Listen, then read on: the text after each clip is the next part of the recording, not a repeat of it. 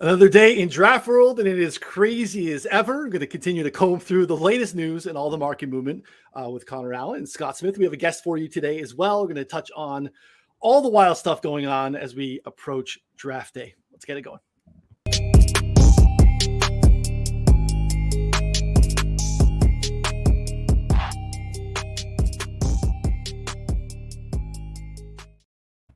Hello and welcome to Move the Line.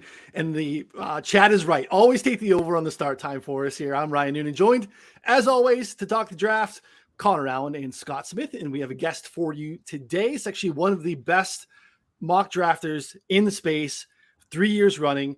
It's our friend Fantasy Law Guy at Fantasy Law Guy on Twitter. It is Nick Garcero. Nick, welcome to the show. You look very fancy. I got a backwards hat on today. You got a shirt and tie, and there's definitely accomplishments behind you. What's going on, buddy? Welcome to the show. Yeah, I'm in my classroom right now. So I just finished work, and I got to say it was, I enjoy teaching. I love it. It's my passion. I'm also an attorney, but I just transitioned to switch teaching. I got to say though, it was a tough day to be in the classroom without a phone, with everything that went on today in the betting in the draft world. I think Bobby Schmurder is telling you he could see some of your registration numbers behind you, so you want to make sure you dull your screen here. This is not someone you want to trust with information that you need kept secret. He's not on the up and up, but he's probably totally messing with you. But yeah, we're excited to be back. If you've hanging out with us for the first time on YouTube, we appreciate it. Like the show. Like the channel here, 4for4 Bets. We'll have lots of betting content here. Continued again, we'll have another show tomorrow. Anthony Amico of ETR will be joining us to talk about the draft. Podcast form, rate, review, all those things, 5 stars. Appreciate it very much. Betting subscription is the way to get all the picks that Scott, Connor, and I are pushing out. John Daigle as well. 4for4.com/plans gets you access to a full betting subscription. Everything on the site at 4for4. If you're playing best ball, if you bet on any sport, Scott crushes MMA. Very plugged in there and has been killing it for a very long time. If you want to do season-long stuff still, you're still grinding, traditional leagues, all that for you with the betting subscription to 4for4. You can partner with us. You through our partners, $5. Literally $5. Okay, I can't get a drink at Starbucks for less than $5, but you can get a betting subscription for 3 months. It's going to take you through all the draft stuff. You'll get us through the summer. You hang out with us for the NBA draft. Connor and I are going to start going back and forth about Brandon Miller and Scoot Henderson here soon enough, and all those things. Go over to the App Store, download Vivid. It's our pick'em site. You can use promo code 4for4bet. Minimum deposit of $5, up to $200 match bonus there too, and you'll get an email on how to access a betting subscription to 4for4. So, all right, guys, we got new Reddit accounts. We got market movements. We have all sorts of stuff to go on here. Nick, I'll kick it to you. What do we do here with what's come of the Will Levis news in the last 24 hours or so? We have been talking about it, and we did a mock with VR on Friday where we discussed and landed on Levis to the Texans with some pretty good intel. Again, I feel like the market will definitely tell you that that's where it's moved, but we can go on and on about that. But let's just talk about the Uncle Ronnie conversations with what's going on with Will Levis being the number 1 pick, and what do you interpret from any of that? Yeah, like I mentioned, I was teaching during it, but I came across all of it, and I honestly couldn't believe as I was scrolling up through our thread of hundreds of text messages and stuff and Twitter messages. I honestly couldn't believe really what I was reading. Now I will admit, I am every April I go on the Reddit forums. I like to go on every single team's forum and see if there's any nuggets that any Reddit users are saying that I can find valuable. Now, normally it's not really the case, but occasionally, I'll go to the Lions forum and see, oh, well, they like to draft this position and with this measurable. I'm like, okay, I'll put it in my notes. So it was kind of funny that it was Reddit today, some random user really tilting the entire sports betting market. Luckily, the storm had kind of passed by the time I was able to really access my phone. And by that point, a couple of people, I think Jay Glazier had already reported that, hey, Bryce Young actually is the pick indeed. I don't know about this uncle guy, but, I think it's going to be I think it's going to be Bryce Young there. So I personally didn't make any bets. I haven't changed anything in my mock draft. I still have Levis going to, I'm wavering or waffling between pick 2 and 4. Right now, I currently have him at pick 4 to Indianapolis, but yeah, really no change for me there. But yeah, Levis is picking up a lot of steam, as you mentioned. I do think he's going to land in the top 4 picks. Connor, we tried to get the guy on. He's not responded to come on to join us in the show and kind of back up his firsthand. It sounds like a firsthand account. Will Levis himself told him that Carolina told him that he is going number 1. But what are your thoughts of kind of what's transpired since and how to capitalize on it or make any sense of it? Yeah, so for those who are completely unaware, this morning, around 8 hours ago from now, we had a guy named Sale Agreeable 2834 post on Reddit Sportsbook saying Will Levis is currently 40-1 to be the first overall pick. Well, ladies and gentlemen, he's telling friends and family Carolina will in fact take him on Thursday. You're welcome. Period. There are now 1.3 thousand comments on this Reddit thread. I screenshotted that and then looked at his comments. And if you look through his comments there, he said, oh, I'm like one of his friends. You know, Carolina just put up a smoke screen with Bryce for 2 weeks. They're taking him. So I'm putting as much money down as possible. And people on Reddit are buying it. You know, they think this is the next GameStop. They're like pumped to just like ride this shit to the moon, think that they're going to be, you know, getting rich off of it. I mean, I think it's complete bullshit, but like, you know, I think this guy, he made his Reddit account 7 days ago. Scott and I both messaged him. This guy made his Reddit account 7 days ago. His other post in between posting this was about like an actor's physique and whether he would be casted enough for the Joker in the new Batman movie. So hence the thumbnail here from that Sal made with Will Levis's face in the Joker. I know Josh Norris tweeted that out as well. So yeah, long didn't read. Will Levis is being casted as the Joker, but he's not going number 1 overall, guys. So I'm willing to that pretty confident. Scott, where are you at on all this nonsense? Look, as a connoisseur of ancient aliens and conspiracy theories, I am firmly entrenched in the theory that this is the former Texans coach, Lovie Smith, sitting back undercover with a beer in his hand, laughing his ass off at everybody because he's the one who has us in this position right now where we're wondering and having to figure out. They would have just lost one more game. Houston would have the number 1 pick. It'd be Bryce Young 1, Stroud number 2, and the rest of this shit would be like figured out and we'd have some clarity. So that's the conspiracy theory I'm going with. We did reach out to him kind of as a gag just to see if he would respond. Naturally, he didn't. It would have been awesome to go ahead and have him on the show if he would have reached out and said anything. But look, we're still in the same boat that we're in.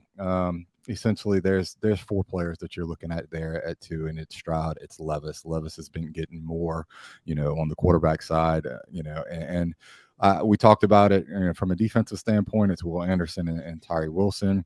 Tyree Wilson seems to have gotten a clearance as far as like his medicals go with Houston, and then just an hour ago, Daniel Jeremiah on a local Houston radio station was saying that he'd be absolutely shocked if it's not a quarterback at 2. And his reasoning behind this is simply that you're not going to have a chance to draft a quarterback after 2 if you pass on him for a defensive player. If you're thinking he's going to like drop to 12, then it's unlikely and you'd be unsure of that happening. If you're thinking that you're going to go ahead and move up, whether it be from 12 to 3, 12 to 7, if you value the player that much to move up, then you should value him enough to draft him at 2. Logically, that makes sense to me.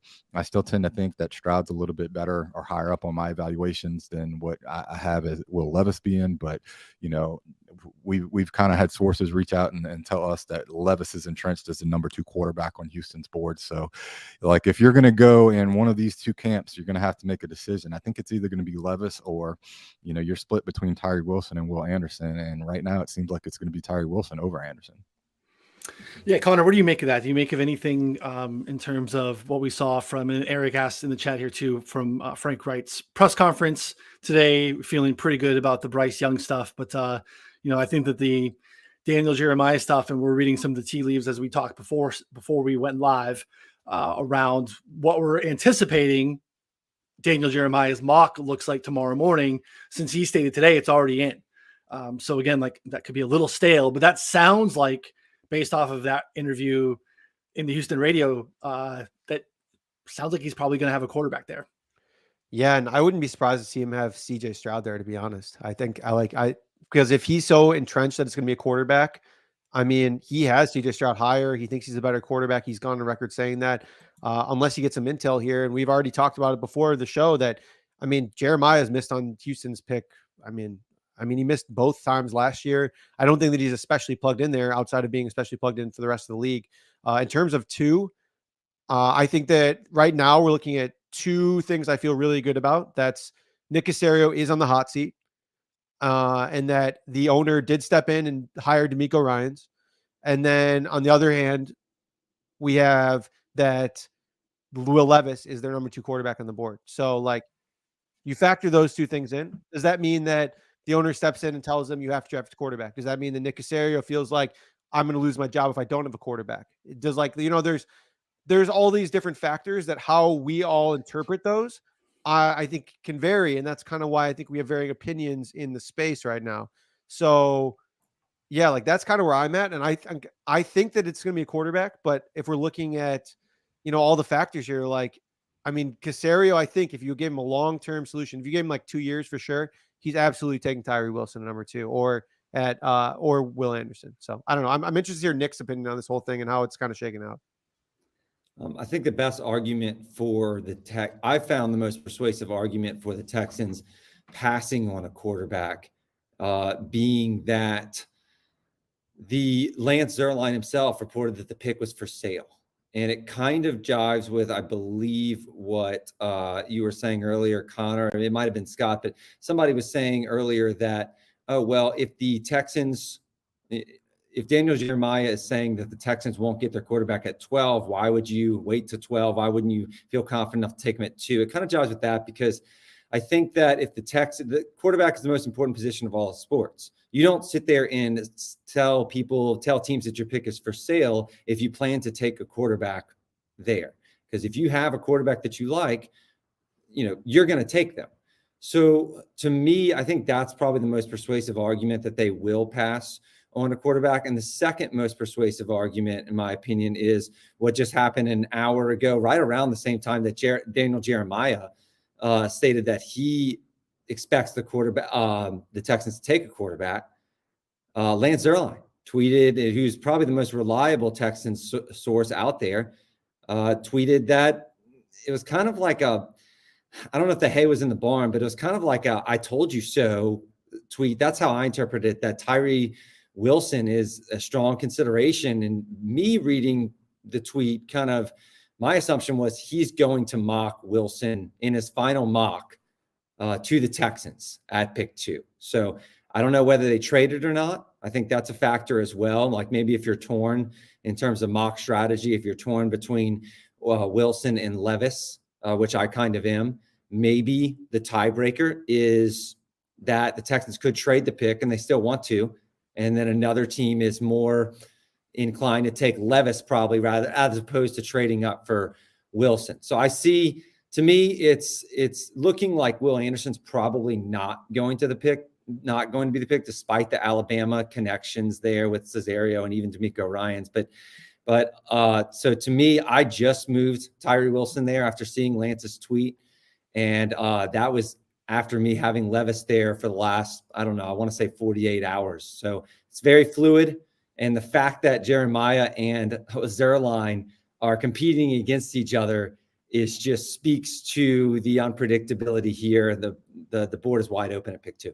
It's funny because I think we could have guessed that we would have this level of unpredictability because last year we didn't know it all. But now it's just that the Texans have so much more of a consequential pick at number 2 instead of 3, where we're like, oh, maybe they'll pick Evan Neal or some offensive lineman or maybe a corner, but like, it doesn't really matter that much. Now, I mean, it's a draft altering decision where if they go with Tyree at 2, from our understanding, the Cardinals like Tyree, they don't particularly like Will Anderson.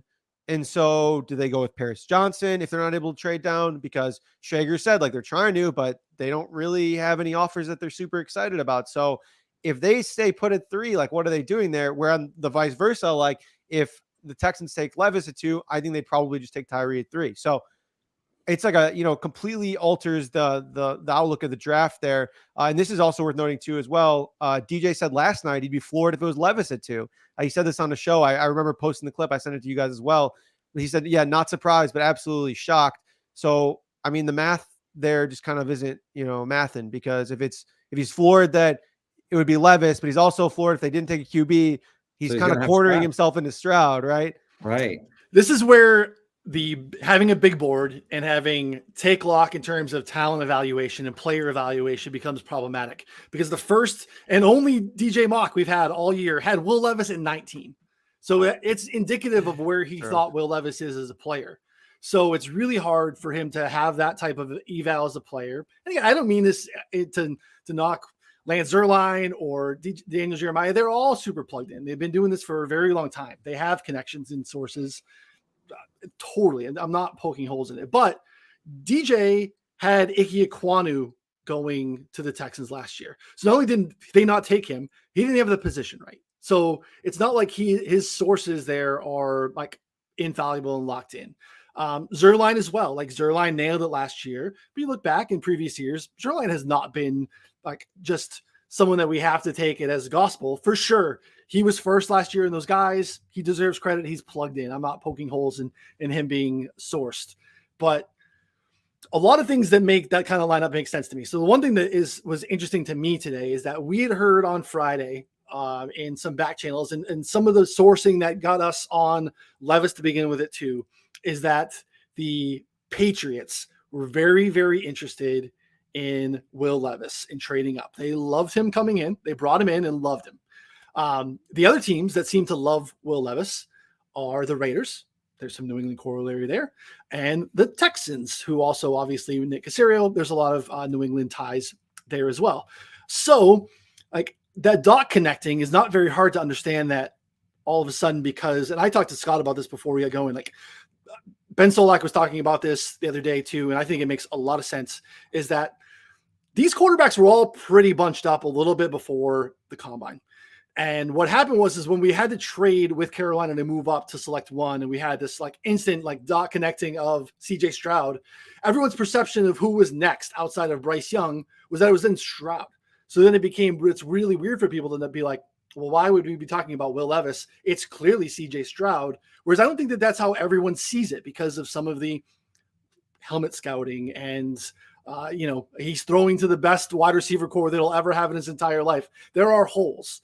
And the Will Levis thing is like, hey, he played at college in a Liam Cohen, Sean McVay system. You're going to bring Will Levis in house. He's going to get on the whiteboard and he's going to talk NFL in a way that's very different than Anthony Richardson and in a way that CJ Stroud was doing it. And so I'm not shocked.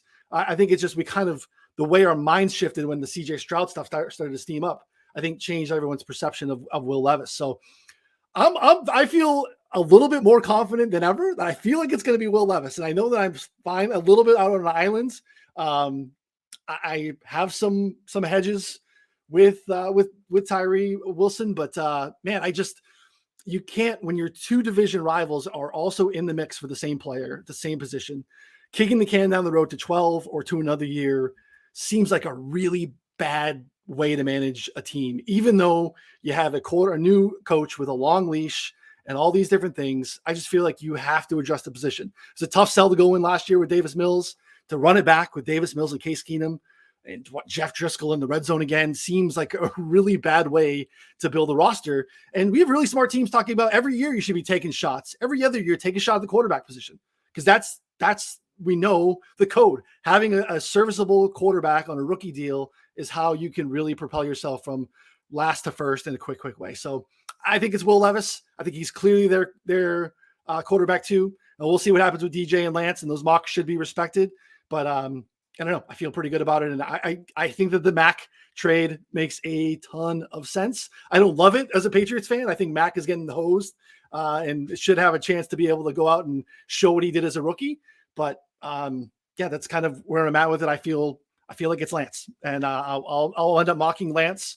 And I'm probably going to not really hedge right? off of Levis. It. I'm sorry, Lance, Will Levis. I'll be mocking Will Levis. You're going to mock Lance Zierlein? I'm not going to mock Lance Zierlein or Trey Lance. I will be mocking Will Levis to the Texans. So Sorry, I took the floor for a long time, Connor, but that was some of the stuff that's been kind of percolating here for the last No, I hour. think we're all pretty much in agreement there for the most part. So Nick, you did say though that you're probably gonna have Tyree in your final mock, correct?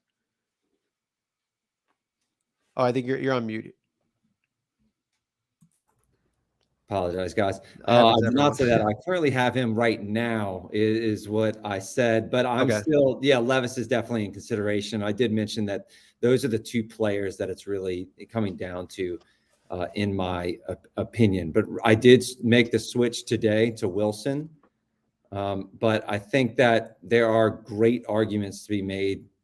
Ryan just made several of them that it probably could be Levis as well. It's not one that I think hedging is probably an accurate word to describe about how I've approached the second pick. I have some Levis bets and I also have some Tyree bets. So, yeah. So I don't know. It's going to be interesting, and I think it's worth all the time because it is such an inflection point on what happens. It's a massive domino for mock drafting because it really you're gonna be a quarterback behind, and that's going to be reflective. That's going to be consequential for a lot of picks. I think that most accurate mock drafts, obviously, it's harder to go. In terms of mock draft strategy, obviously, it's exponentially more difficult after the top 10 as the draft goes on to hit on picks. And so if you don't get your top 10 right, at least probably 5 or 6 in the top 10, you're at a massive disadvantage in terms of competing with other experts like you guys. And it's just – and thousands of other mock drafters out there who are submitting to these contests, you really have to hit on about 5 or 6 of your top 10 players. And if you miss pick 2, I'm freaking out about it. I'm very nervous about it, honestly, because if you miss it, it really can set you back in a major way to where you're going to have to make up to it for it by hitting on picks later. And the odds are more against you than it would be hitting on early picks. The mocks that hit on the first 3 picks last year, like Stingley being 3rd pick especially, fared a lot better because there weren't a ton of matches after that top 10, typically on like the standard matches. Yeah, the other part I missed, I think Mike Girardi from, I believe it works for the NFL Network, plugged into New England Sports, was tweeting out today about the Will Levis New England love. And you go into the comment section, it's like, why you're trolling, you're doing anything for clicks, but I think that there is some there. Now, again, I'm buying that. Ryan, I'm absolutely buying that. Sorry to cut in, but I'm very strong on that. In fact, I'm not only applying it to the Texans, I'm mainly applying it to the Raiders at 7 as well in terms of my analysis and predictions there, because I think that the fact that a lot of that front office came from New England is strongly indicative of the players that they may target there. Devin Witherspoon, the cornerback there, I think New England would love. And therefore, I think the Raiders are probably going to love, not to mention cornerback's position of need. Peter Skoronski, I feel, and offensive line in general, those are priorities for Bill Belichick in New England. So, yeah, I mean, I'm applying this further than just the Texans and Cesario there. I mean, this goes to the Raiders for me. I'm not going to be mocking anybody to the Raiders that I don't think Bill Belichick in New England would take themselves. Yeah. The trickle-down effect, as you mentioned, in terms of some over-unders with the way guys shift down the board. Connor, Scott, and I were talking about some things earlier today where we start to feel really solid about whether it's Levis or some other stuff there in the top 5. There ends up probably being a number of plays that come from us right after that, because then that kind of, just once we feel locked in, there'll be a few different things that we can, confidently push out to subscribers through our Discord. So, Scott, where are you at with some of the next stuff? And you can take it wherever you want. I would love to get circle back with Nick after and talk about the Seahawks and Lions in the quarterback's position there, but I'll let you have the floor, Scott. Take it wherever you want. Yeah, the one last thing I would talk about with Houston that gives me a little bit of pause for concern is that start talking about Caserio as the GM for Houston. He has now not gotten any of the coaching hires that he wanted. So if he doesn't even have the authority to pull the string on the coaches that he wants to hire, what's making us think that he's really going to be the one pulling the trigger here for Houston as far as the pick goes? So that's just one other, thought that I kind of have as far as like Houston. But, I think the next really spot that we have to look at is Arizona, and they're kind of getting held up with all this stuff that's going on at 1 and 2 and the thought process there. I think if CJ Stroud does happen to fall, you should have a team that wants to go ahead and move up, whether it be Tennessee or even Detroit that I've talked about for like a few weeks. There has been some rumors that Detroit's the absolute floor for CJ Stroud. So you could even have the Raiders move up possibly. There's a lot of options there. And I think the one thing that has stuck out to me throughout this entire draft process is that the Cardinals with their visits have used a lot of visits to go ahead and look at offensive line, specifically offensive tackle. And we've had some information about Paris Johnson being highly valued by even another team that's willing to move up to 3. We had some information come out that, Kyler Murray's interested in Paris Johnson. So when you start kind of looking and mapping out where some of these players are going to go, Paris Johnson might not go 3, but are the Cardinals, when they're open to go ahead and move down, whether that be with the Raiders at 7, are they going to move down far enough to where they might miss out on Paris Johnson if he is their guy outside of those top defensive ends? And you have Kyler Murray coming out and stating specifically by name that he wants Paris Johnson in-house too, which is, again, he's got a long leash. He's got a nice contract that should state that he should probably have a little bit of say. Connor, where are you at with this stuff? Yeah, Eric mentioned Paris Johnson top 5 plus 500. I don't hate it. I mean, it's not something that I think that there's a massive amount of value on, but kind of like we talked about at the beginning here. If Tyree's not there, I don't genuinely know what they're going to do if they're at pick 3 and they're not able to trade down. So yeah, I don't think it's a terrible look. I kind of like the Cardinals to draft an offensive lineman first pick regardless. That's like plus 200. It's only at DraftKings right now because I think they're scared about this, but like kind of what Scott said, they've been doing a lot of work on offensive linemen. If they trade back, I would say it's like 90% they're taking offensive linemen as long as they're in the range for any of their offensive linemen. If they don't trade back, I still think like if Tyree's gone, which it seems like there's a decent chance of that at this point.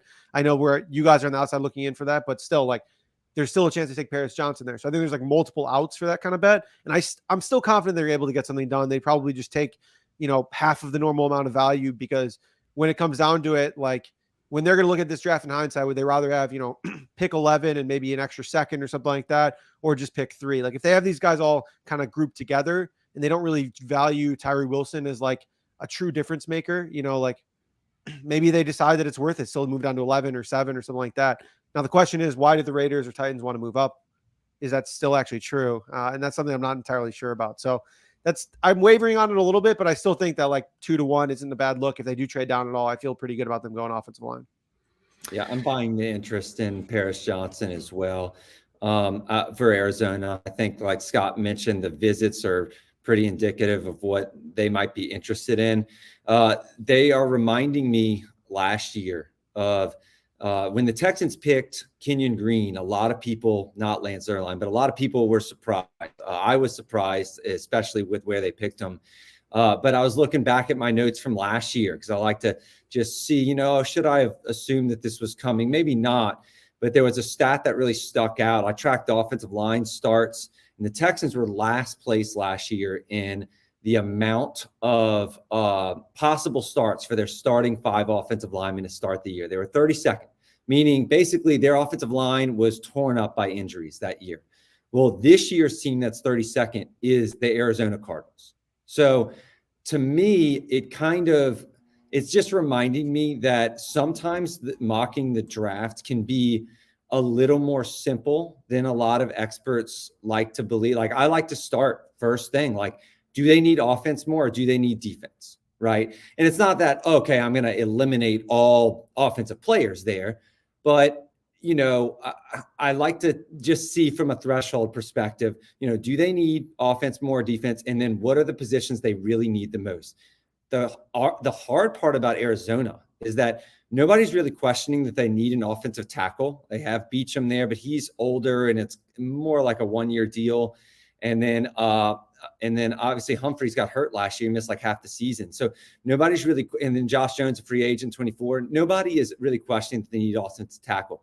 The hard part about Arizona is that they also have massive needs at cornerback, which is Gonzalez and Witherspoon are right there if they trade down. And also obviously defensive end, right? So, or defensive line altogether. We could be here all day listing the needs of right. Yeah, that's Cardinals. true. But the three primary needs, you have Will Anderson. So, but I do find it weird that the Cardinals did not travel to Alabama Pro Day. I thought that was a little weird. I don't think they're interested in Will Anderson. If I had to bet, the trade down targets would be Christian Gonzalez and Paris Johnson Jr. So yeah, I'm buying the Arizona interest in Paris Johnson, maybe at 3. I think they'd obviously like to trade down, but they don't love it. I could see it. I could see it at 3. I really could. What a disaster to just I know. I'm not saying no. I know.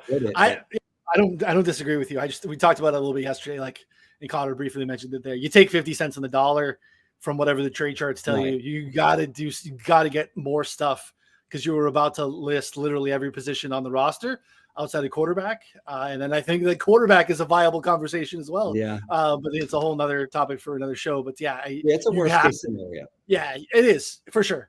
And I think it gets weakened by other than a quarterback going 2. Right, there's just fewer options to board for teams to want to trade up to. So, yeah, it's a very, very interesting spot too. This is why it doesn't stop with the questions at 2. To me, like who trades up to 3 is very interesting. Stroud versus Richardson at 4. Theoretically, if Levis is gone, where we feel like Levis is the Colts' preference at 4. If he's off the board, do they like Stroud or Richardson more? No one has a great feel for that. And then really we keep talking about, like Scott mentioned, Tom McShay mentioning that CJ Stroud absolute like parachute situation is 6 to Detroit. And then you have teams that'll tell you, Seattle is like quarterback, yes or no, Jalen Carter, yes or no. We have no idea really what's going on there. Like, I just don't feel really confident on any of the reporting. Connor, is there anything that you've kind of gleaned in the last 24, 48 hours about really, I guess, anything here in the top 6 that we've talked about so far? I mean, is it too much like galaxy branding to bet CJ Stroud 6th overall? It's like 12-1. I think there's like a very real scenario where it happens. I know that it seems a little crazy from where we came before, but if we go to the scenario that the Texans don't take Will Levis and, 2 and 3 end up being defensive players, Will Levis goes 4. Are the Seahawks going to take CJ Stroud or Anthony Richardson? They've been way more linked to Anthony Richardson and potentially could take Jalen Carter, potentially could take, I don't think they're going to take Jalen Carter, but, like people are saying they could. They take Anthony Richardson, then Stroud sitting there at 6. I mean, he's 12-1. Like, I don't think that's that crazy compared to the odds. So I don't know. Just a thought there. I mean, I sprinkled, 6, 7, and 8 just because the odds were long enough. And I think that he legit could face like a draft day fall. Now watch him fall to like 11 or some crazy shit. But that was kind of like, I just keep thinking more about these like different volatile scenarios here. And I think Will Anderson kind of fits in the same bucket of a guy where we just talked about Texans don't want him at 3. Texans don't want him at 2. Cardinals don't want him at 3. He's not going 4.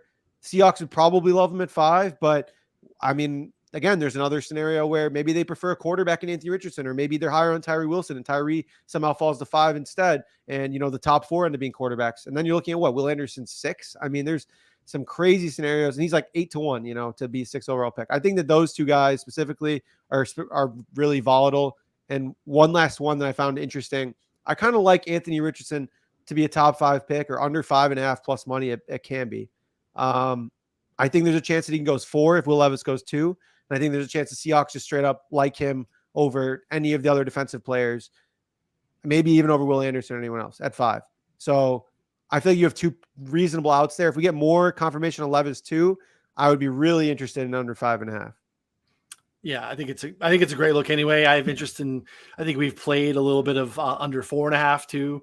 Again, if you can get plus money on the 5.5, I think that gives you an extra out. The Seahawks have not had a double-digit sack guy on the team since Frank Clark, I think in 2017. So they have been really without this. And then they had a Draymond Jones in free agency, kind of fill a little bit more of the interior defensive line. Doesn't mean that they don't need more, but like they just don't have a lot of pass rushing on the team. So I can understand why they would be enamored with a Will Anderson kind of falling down to them a little bit too. But again, like this is why these teams feel like they're luxury picks in terms of what Seattle and Detroit can do. So we're waiting on the Raiders news. The Raiders still interested in the quarterback if one can be available. We've heard corner.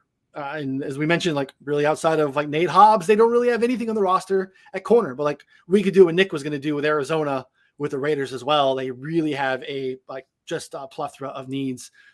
Scott, anything that you're hearing or feeling about the Raiders as we currently sit here? I've heard through multiple different areas that Devin Witherspoon is the guy that they are super interested in. We've had some back channels that through our sources that have had that, but I think when you start looking at some of the mainstream media that have come out with their mock drafts, I think Bucky Brooks had him at Devin Witherspoon to the Raiders. I think Peter King, Devin Witherspoon to the Raiders. I've seen a mock draft that Ben Standig did on his podcast. It was Devin Witherspoon to the Raiders. So you're starting to get a lot of smoke there. And I think the only out that you have for him not to go to 7 at the Raiders is if they either move up for a quarterback, which it would take a specific quarterback for that to happen, or if he goes there to Detroit. And I just tend to think that Detroit are going to have players that they value positionally ranked higher than what Devin Witherspoon is there. And then the other thing I fall back on is at 18, there's still going to be like cornerback talent there for them to go. Emmanuel Forbes is a guy that they have been connected to throughout this process, even before Forbes started getting a lot of the steam to be a first-round pick. So I tend to think that Devin Witherspoon sitting there at 7 makes a lot of sense. We can't steam Emmanuel Forbes too much. He will literally fall over. But yeah, I mean, I'm open to that too, because we've been kind of, systematically locking onto Devin Witherspoon, but I kind of agree that the way the board looks like it's falling, I'd be hard pressed to think that if they were interested in the quarterback, letting a quarterback slide, or if you get into the situation where, a Will Anderson falls, I'd be hard pressed to see them going Witherspoon over Will Anderson there. Nick, any thoughts on the Raiders or really anything you want to talk about here at all? Well, you would have to have Seattle passing on Will Anderson. If we assume that the Texans or the Cardinals, and we can't really make assumptions like this, but if we do assume that Wilson will be one of those picks, whether it's at Houston at 2 or if the Cardinals stay at 3, well, then it's really up to Seattle to take Anderson or a quarterback. And if they take a quarterback there, then I think Detroit would definitely take Will Anderson over Witherspoon. But if Seattle doesn't take a quarterback there, I don't know. I see Detroit taking Witherspoon over Jalen Carter for 1. And I'm not totally on the Jalen Carter's to Seattle train. Different people have said yes, different people have said no that matter in the industry. But overall, like as of now, I have Carter falling a little further than 5. If Detroit sees Will Anderson there, then I think they're going to take him. Otherwise, I do have him taking Witherspoon. But it is interesting. We're kind of seeing from a mocking perspective, we are seeing Witherspoon pigeonholed into pick 6 or 7. It almost feels like close to as 50-50 of a shot that mockers are going to really have. And not a lot of these picks are really 50-50 shots, honestly. So that's going to go a long way on kind of who lands on heads, who lands on tails for that pick, because it kind of, unless there's obviously a chance that they could go quarterback or something like that, and Stroud or whoever, but it does appear at this point from a mocking perspective and even a betting perspective that Witherspoon's going to go either pick 6 or pick 7. I agree with Scott. I do see the Raiders as kind of his floor, but there are ranges throughout this draft. We haven't even really discussed Anthony Richardson a lot yet, but I had to do an article for Action Network, and I was putting ranges on different players, and like Richardson's range is, in my opinion, like 4 to 25 3 at Minnesota, which is a ridiculous range and helps almost nobody. But when you compare that to Witherspoon's, I think realistic range is probably 6 to 7. Could he go higher? Yeah, there are scenarios that happen, but realistically, in all likelihood, I think 6 to 7. It's one of the more refreshing ranges in terms of mock drafting, I would say. No, that's a good point. What do you got, Connor? Yeah, no, I think Richardson, obviously massive range there. I think the more people I talk to is like, again, I like the under 5.5 just because I think you're getting plus money or like, around even money there. And I think that he's 2 good outs, but if he doesn't go there, I mean, there's just a chance that we're like way off. Like, like we could just be like, heard smoke about Anthony Richardson, but he could be, he's better prospect than Malik Willis, obviously, but like, I'm talking like, that something like that would not be surprising at all. One thing I keep going back to, I hear it a lot, like the Jalen Carter stuff at 5 and 6. I'm just so out on it. Like I have my mind set up. He's not going 5 or 6, and I will take any side action on it. I feel very strongly about it at this point. There's a 7.5 at some shops plus money. I think I'm kind of interested in that too. Like obviously we talked about it in the last show, but the more people we talk to and the more things like that, I'm out on it. I think he's going way over his total. I think he ends up at maybe the Eagles trade up for him at 8. I think that maybe they trade him for at 7. And maybe if not, he'll follow the Bears at 9, but I do not see him falling past the Bears at 9. The internet's still undefeated. Yeah. As far as specifically Jalen Carter, my thoughts on it are this. I think there is like real heat. You've had those top guys, and that's information that's coming from coaching staffs and some scouts and probably even some agents that he's not going to get past 5 or 6. The chance is if he does get after 6, my strong feeling is that you will see Philadelphia move up. I think Philadelphia values Jalen Carter more than any other team in this draft. I think they have the resources set up for him to succeed with Nakobe Dean, Jordan Davis there. You're talking about a winning franchise that it has pretty much a dynasty set up. I would expect them to win a Super Bowl here in the next 5 years. The leadership that they have is a locker room that you would have a team, a player who's got some issues like that probably fall in line behind the other team, the rest of the teammates and stuff like that. I wholeheartedly expect, and you can go ahead and talk Raiders at 7, you can talk Atlanta at 8, that if Jalen Carter makes it past 6, that Philadelphia will be the team that moves up to take him. Yeah, they Makes have so much sense too, also for leadership as well. So Carter may not be expected to, come in and dominate. And yeah, that's another reason I think the Eagles really like Nolan Smith a lot, because I think he won't be expected immediately to play with Brandon Graham and everyone there. They have a lot of leadership along the defensive line. You have a team that prioritizes defensive line. And like you said, the leadership from former teammates, Scott, I totally agree. I think it really, to me, the 2 teams I'm looking at are Chicago and Philadelphia. And the good news is that it looks like the Eagles, if they were to make that jump, which I'll buy that. It looks like they would really only have to jump kind of 1 spot to go to Atlanta. I don't think the Raiders are in on Carter. And they can't be. We've talked about that. Yeah. So to me, you're just jumping Atlanta. And I think Atlanta is going to be very, very, I don't want to say eager, but accepting to moving back, considering who we've heard their targets are. For me, for Atlanta, because we haven't talked about them a lot. For me, Atlanta is right now but a 3-horse race between Bijan Robinson, Nolan Smith, and Christian Gonzalez. And interestingly, I have Christian Gonzalez as being one of those players who's most likely to fall out of the top 10. I can see him going to the Raiders if Witherspoon's only in the scenario where Witherspoon's taken already before the Raiders. But so, yeah, maybe they go Gonzalez there. But if not, let's say it's a 3. Let's say I'm accurate, which I'm usually not. But let's say I'm accurate, assuming that Atlanta really likes those 3 guys. They could easily take Nolan Smith and Bijan Robinson. And in fact, they probably are favored to do so. So could we see Gonzalez fall out of the top 10? I think that's one of the underplayed storylines right now, is that almost every mock kind of has, or a lot of mocks have, Gonzalez in the top 10. I'm struggling to place him. I don't know about y'all. I really am. Arizona in a trade back, Atlanta maybe, but they love Bijan and Nolan, I think. And then I don't know, Carter's going to go somewhere at 9 or 10. So, or to the Eagles or Bears. So I don't know. I'm struggling to place Gonzalez. I don't know about y'all.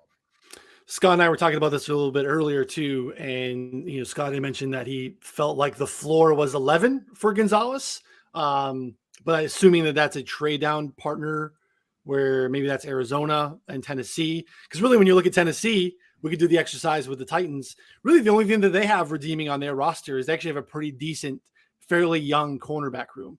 So I don't think Gonzalez is necessarily a Titans fit.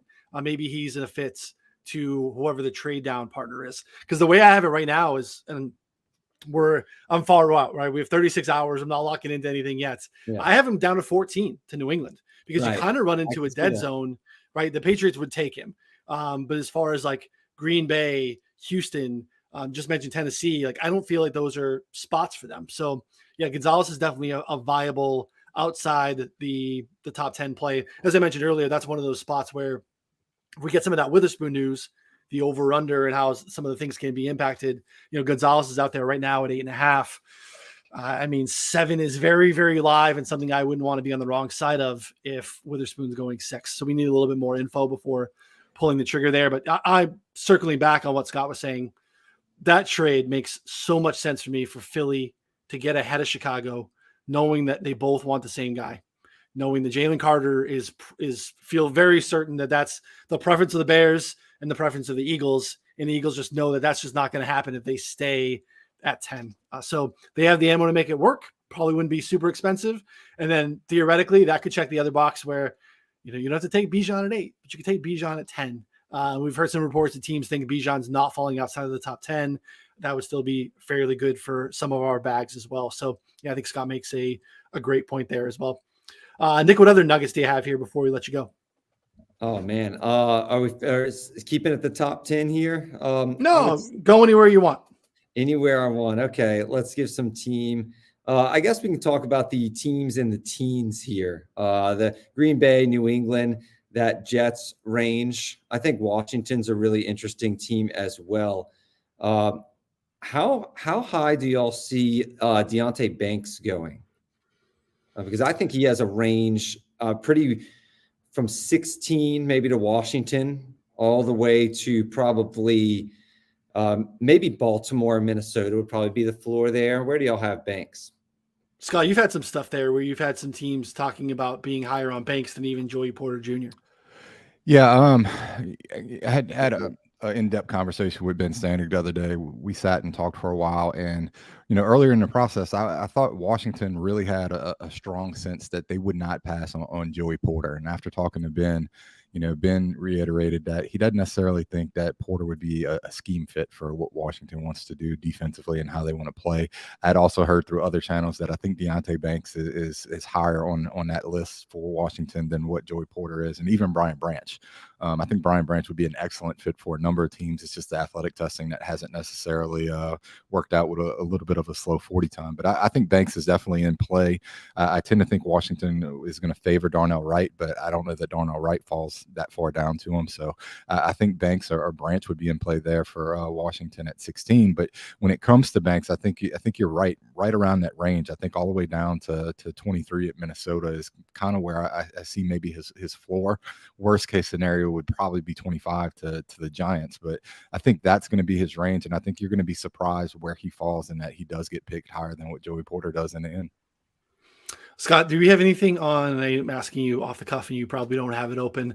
In terms of visits, you mentioned that the Lions in this scenario that we just talked about, the Lions are not taking Devin Witherspoon, which would make you feel pretty good about pinpointing a corner to the Lions at 18. You mentioned Emmanuel Forbes having some visits there. Have they met with Banks? Do we have anything on visits with Banks and the Lions? I don't have that in my notes here for the Lions. I don't have them meeting with Banks, but I could be corrected. But I do have a couple of notes about Lions beat writers saying that they would probably like Deonte Banks if they pass on corner there. He's definitely a high option for me at 18. And Forbes is up there too. I think that they would probably favor Banks over Forbes, but I wouldn't be surprised either way because I know a lot of teams really like Forbes and a lot of teams need corners. I really do think Forbes is going to go probably prior to, I really wanted to mock him at the Giants at 25 because I think it's a perfect fit for them. But I think he's just going to end up going higher than that, honestly. But yeah, I mean, Detroit's definitely interesting for sure. I'm hearing stuff out of Detroit that they are prioritizing guard, and a lot of these people who are, I'm getting a lot of Osiris Torrance steam lately based on what I'm reading, which I'm kind of surprised about because he's kind of been a quiet name throughout the process. Early on, like a month ago, he was mocked constantly in late round 1 to like the Bills and the Saints and other teams. But then he kind of fell out of round 1. He kind of fell out of favor.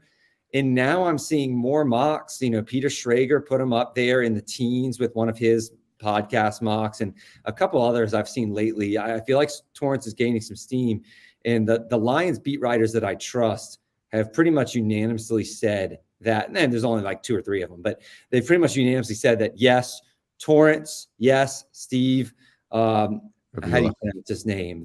Steve Avila. Yeah, Avila, the guard out of TCU. Yes, they're both going to be high on the Lions boards, comparatively speaking, like compared to other teams. So I don't know if the Lions maybe try to trade down from 18 and maybe take one of those guys in the 20s, but that's an option for them as well. And just looking over a list, there's basically 3 cornerbacks that I think you're really looking at there. We talked about Emmanuel Forbes, but Brian Branch is one of the other ones. And then, old flag plant that you have there for you and Julius Brents has been another one that's getting let's go some steam there to Detroit. But, to piggyback off of what Nick said, yes, both Osiris Torrance and Steve Avila have been connected there. And I heard that it would not be a shock should they go ahead and take Avila that high. They're one of the only teams that I have been able to pinpoint Avila going to in the first round, but he's another guy that's kind of racing up boards. And it's one of those things that it's hard to see an offensive lineman go that high. But when we start talking about teams that want to trade up and all the steam that you've been getting on Hendon Hooker, that's kind of an option and something that maybe you might see. So here's the Brents thing that just clicked in my mind is that Cleve TA had tweeted out something yesterday about both like GM's tendencies with premium positions. And then in that graph, it also had like the relative athletic score of guys too. So like how often do they take premium positions in the first 2 rounds over the last 5 years? Where do those guys rank in RAS as well? And Brad Holmes was number 2 in relative athletic score. Julius Brents was like 9.8 on his relative athletic score. He's like 6'3". He's wild. Like I joke about it with you guys. Like I'll be stunned in a few years. We're going to look back that a team took Emmanuel Forbes over Julius Brents, but good luck to Forbes. I don't mean any ill will, but the upside for Brents seems in the way that the NFL is played nowadays with having to, cover Travis Kelce's of the world where you could put Brent's big body on a guy. I'm excited about him. So yeah, that makes sense. Maybe if they don't, maybe that's a day 2 bet maybe that we want to take a look at. Cause I do think the Lions have a pretty early pick there in the second round as well. So interesting stuff. Yeah. One counterpoint to that is that Deontay Banks and Joey Porter are also really long corners that also had great RAS scores. So I mean, Detroit could be in on them as well. Yeah. Yeah, one other thing I want to hit on real quick is, we had the Aaron Rodgers in Green Bay news come out yesterday, and a lot's been talked about, but not enough, I think, as far as that pick swap goes.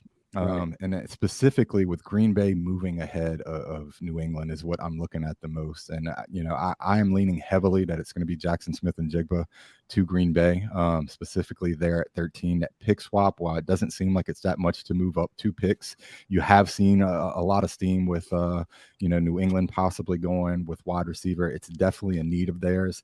And I don't think it's any coincidence that pick swap just happens to be right there in front of a team that may be interested in drafting a wide receiver. So that's one of the other things that I'm really kind of keying in on with Green Bay. I think it's down to Jackson Smith and Jigba, and another player that I think could go to New England is Lucas Van Ness. Both of those guys fit what they look for as far as traits, and I think both of those guys are guys that New England would be interested in. So it's no small coincidence that pick movement of only 2 picks going up was thrown into that Aaron Rodgers deal. I think that's a good call. My only concern in this is that we have David Bakhtiari, who has been slowly deteriorating.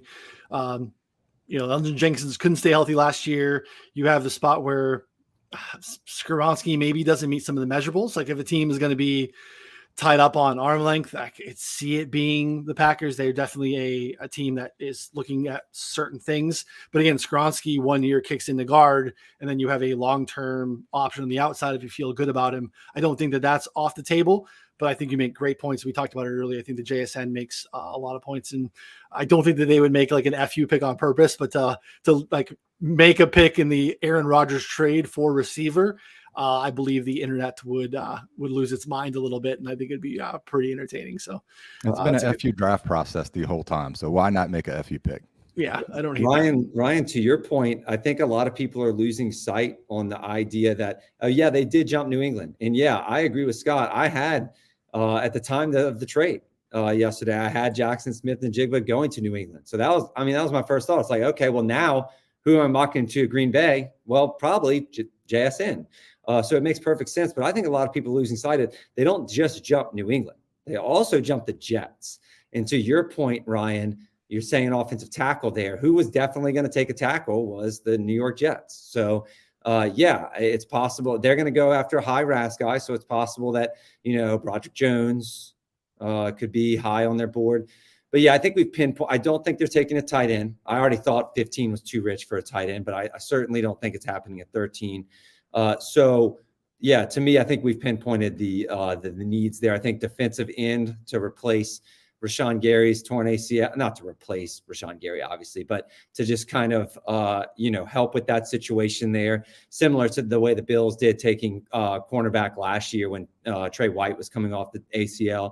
And then you have offensive tackle because of aging Bakhtiari and kind of uncertain future there. And then you also, in injuries, and then you also have JSN, and that's it. So yeah, it's OT, it's defensive end, and it's JSN.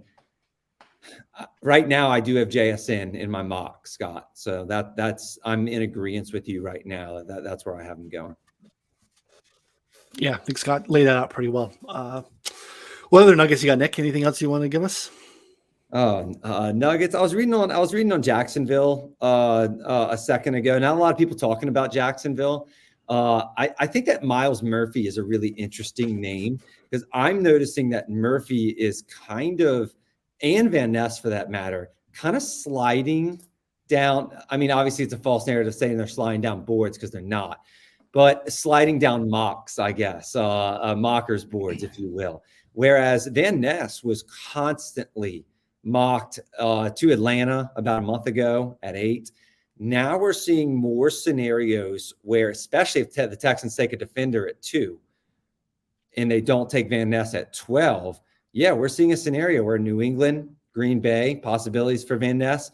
And if not, if they go JSN, Broderick Jones, respectively, then, not respectively, then you're getting a situation where Van Ness is entering Detroit territory or Tampa Bay or Seattle at 20. So Myles Murphy's the same, because if Van Ness gets pushed down, then Murphy's going to get pushed down as well. So I think that's kind of an interesting storyline. I'm seeing a lot of more mocks from higher, I don't want to call them higher ups, but influential mockers, I guess, if you will, the Schragers and stuff of the world that are placing Murphy in the 20s now, where that wasn't really the case a couple of weeks ago. And so Seattle to me at 20 is a possibility there. But I wanted to mention Jacksonville because I think that it's very possible. It sounds like a hot take now, but I really do think it's possible that Murphy slides for some reason. Players that tend to slide, at least in my history of kind of mocking the draft, are players that you can't really match up like with a perfect team. Like you're not hearing a lot of specific team interest to Murphy. And maybe you guys are. I'm hearing Seattle a little bit, but they may take a defensive lineman at 5. So in fact, odds are they probably do. So I'm not hearing a lot of teams that love Murphy. And the 2 teams that I really am hearing would take Murphy are the Jacksonville Jaguars at 24. And I also think, I'm not hearing this, but I think that he fits the profile of a Saint as well. I think that the New Orleans Saints would be in on Murphy at 29. But again, those are teams in the 20s. And I find that a little, disturbing for Murphy's outlook. And one thing of note, Myles Murphy is training and doing all of his pre-draft stuff in Jacksonville. So Yeah, that's another. It's right down the road. I think they're going to be able to get all the information they want on him. And if Brian Branch is another player that's been mocked to them, but may go earlier, I think Myles Murphy is definitely in play for Jacksonville. Yes, yeah. I agree. And one of these guys feels like, even though I think we feel like Baltimore's probably a cornerback team, if they sit and make that pick, that feels like a Van Ness or Murphy falling into Baltimore's lap and just being like, this guy shouldn't be here anymore. And they just take him. Feels like a Ravens pick as well, right? We'd just be like, how the hell did they get Myles Murphy last year? Yeah, I mean, that's totally the Ravens. Yeah, definitely. No, I wouldn't be surprised. They have a need at pass rusher as well. I do think corner and receiver are greater needs. And I would actually put that, I don't know if this is a hot take among the mocking community, but I've tweeted a lot about this, is that I really do believe, based on just kind of going over all the team, and I'm a big team needs guy, I really do believe that teams tend to draft based on need more than experts like to admit. And really going through the team needs, when you include next year's contract situations, I really think that Baltimore and the Giants, who are constantly mocked receivers, I think they have a bigger need. Both of them have a bigger need at defensive back. I really do. I think if Forbes is on the board for either of those teams, I think they're going to take him probably over every receiver not named JSN. I like it. Yeah, that's a good call for sure.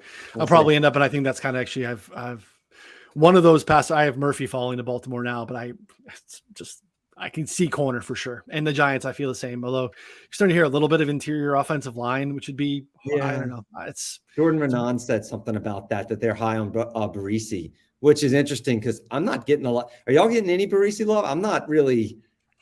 I think the Cowboys make sense, but I don't know that they would do that over, say, a tight end or, he's one that could fall. I also think that the Saints make sense for him too. But Nick Underhill came out today and basically said after a little tape session last night, he thinks Breezy's a good fit for New Orleans. So yeah, they've lost so much up front. So they did. No, I definitely have them going D-line for sure. But I think there's other fits as well. So I don't know. I could see New Orleans going several different players there. If it's not Buffalo, if it's not New Orleans, I'm having a tough time mocking Barisi, even though I feel like he should go in round 1. Yeah, that's hard. That's like that. I'm with Elijah Cansey in that sense. Like, I don't know where he lands, but there's just everyone's sure that he's a first round pick. I have trouble finding it. You're not, yeah. But yeah, a lot of people are. I think Cincinnati at 28 is my top team for him.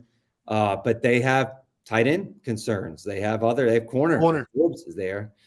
And Cansey could go to as high as Detroit at 18. We didn't mention him, but they have a map of the DT, and he could go as low as the second round. I think New Orleans would also consider him now. Yep. All right, it's an hour. It's going to be a 40-minute show. We do this. This is very easy for us to do. And you guys are still hanging with us too. So it's not like we're, ruining your time. You guys are still kicking around with us. And I'm sure we could do this all day. Connor, anything else you want to give to the folks before we wrap up? No, I think I have a couple ideas I want to send to you guys of official plays in our Discord that we'll rip off just based on our conversations here. But I'm going to try and finalize my mock draft for Thursday morning. I'm really having a tough time fitting in these last, I think I have 12 guys here fighting for the last 5 spots that need to go in the first round. And I don't know, probably shoot you guys a message, see where your guys' heads are at, because I'm struggling with a couple of the guys. Breesy was one of them. Just 12? Jameer, I started slimming it down, like Darnell Washington taking a hard stand, not going to the first round. Drew Sanders, Keon White, DeJuan Jones. No. But Quinn Johnston, Jameer Gibbs, Hendon Hooker, does the team need a center? John Michael Schmitz, Mozzie Smith, Osiris Torrance, these types of guys are all first round locks. How many teams? Just ask Camby. Look at Camby's odds on all these guys to go in the first round. God. Okay, quick rant before we hop off here. People are tweeting out this player is minus 300 to go in the first round. This is a one-way market. It does not work like that. It's you have to, the no vig prices on these are just way different than we're seeing minus 300 on minus 400 on Elijah Cansey to be first round pick. I would say it's probably 50-50 at this point. He's not minus 400, so that like there's no to bet. That's the point, is you can't bet a no on these guys right now. So obviously anytime that any of these numbers are bet, they just go up and they never move down. So like it's kind of dumb. And they're steaming both sides of the lines with a lot of these picks, and it's Right. just getting to a point where a lot of these lines are even unbettable. Yeah. Yeah, well, in some of in the first round market, there is no other side of the line. They just this one side and it just keeps going up, and it's like, well, wait a second, it's not how any of this works at all. So, Nick, really, really appreciate you coming on and sharing the insight with us. Again, folks aren't familiar, like, this Nick's got like accomplishments behind him. He has other jobs, but this is not like casual for him. He's done very, very, very well. Top 6 at the NFL mock draft database the last 3 years in a row. So like not cumulative. Last year. No. So I think Scott definitely beat me last year. The 3 years previously. 3 years prior to that, I did really well. Last year, I think it was like 19th. Come on, man. But yeah, I appreciate you. It's been awesome, guys. It's been awesome to get to know you guys. And this is an honor to be on this show. This is awesome.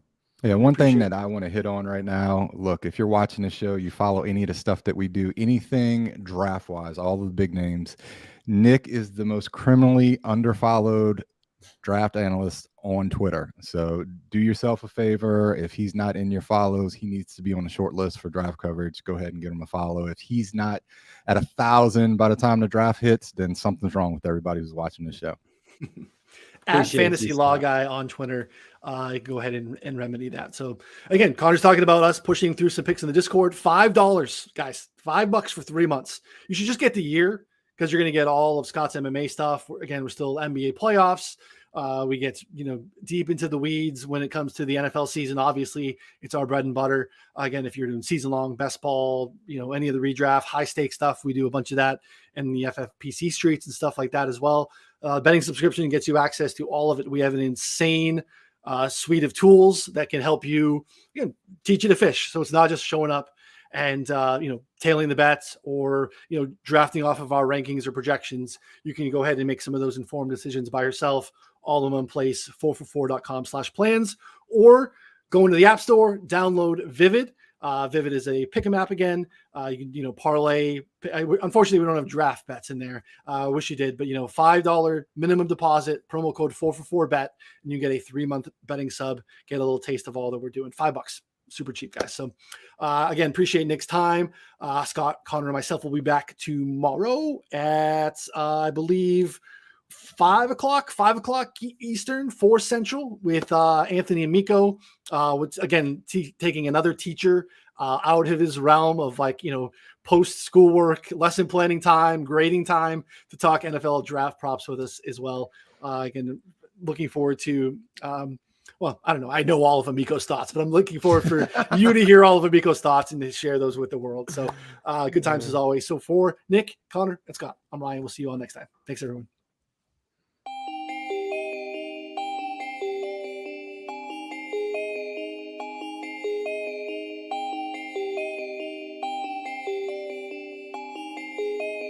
Yeah!